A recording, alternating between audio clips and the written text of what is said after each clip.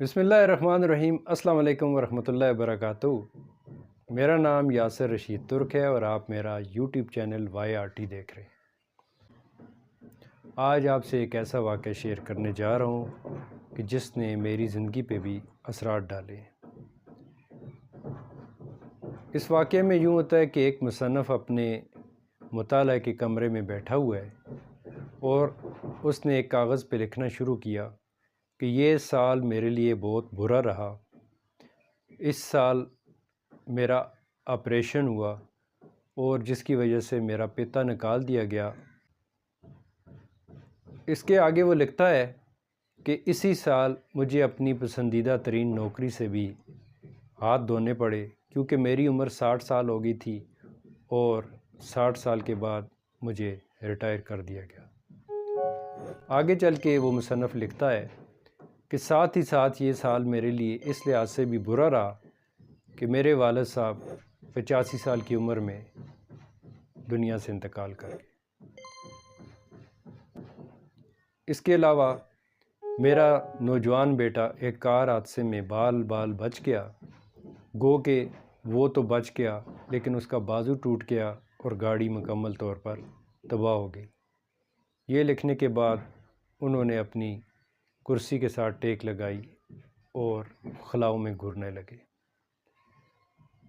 تھوڑی دیر کے بعد ان کی زوجہ محترمہ چائے لے کے اس کمرے میں آتی ہیں اور ان کی اسٹڈی ٹیبل کے اوپر انہوں نے چائے رکھی اور اسی اثناء میں انہوں نے اس کاغذ پہ نظر ڈالی اور جو کچھ اس مصنف نے لکھی تھی تحریر وہ پڑھ کے خاموشی سے باہر نکل گئی۔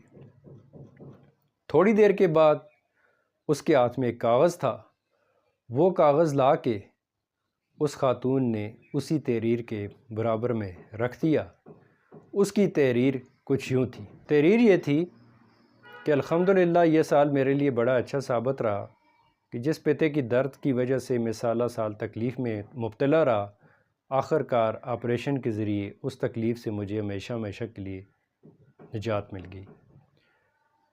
دوسری لائن میں یہ لکھا ہوا تھا کہ اسی سال میرے والد صاحب بغیر کسی پہ بوجھ بنے، کسی موذی مرض میں مبتلا ہوئے بغیر خیر و عافیت کے ساتھ اپنے اللہ تعالیٰ کے پاس پہنچ چکے۔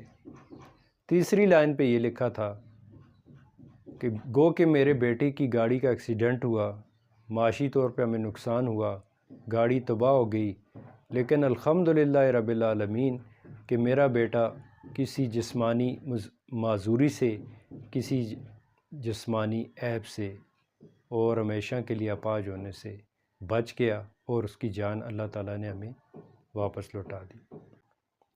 محترم ناظرین، اگر آپ غور کریں تو اس خاتون نے جو واقعات اس کاغذ پہ لکھے تھے، یہ تینوں واقعات اس مصنف کے ساتھ رونما ہو چکے تھے، لیکن اس کی سوچ کا جو زاویہ تھا وہ مختلف تھا، جبکہ اس کی زوجہ محترمہ کی سوچ کا جو زاویہ تھا وہ بالکل مختلف تھا۔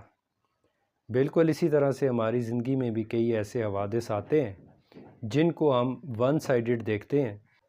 محترم ناظرین، اللہ تعالیٰ کا شکر ادا کرنے کے لیے قدم قدم پہ ہمیں ایسے واقعات سے دوچار ہونا پڑتا ہے کہ آپ یقین کریں، اگر ہم اس کو مثبت نظر سے دیکھیں تو اللہ تعالیٰ کی قرآن کی یہ جو آیت ہے جس کا ترجمہ یہ ہے، اور بے شک تیرا رب تو لوگوں پہ فضل کرتا ہے لیکن ان میں سے اکثر شکر ادا نہیں کرتے۔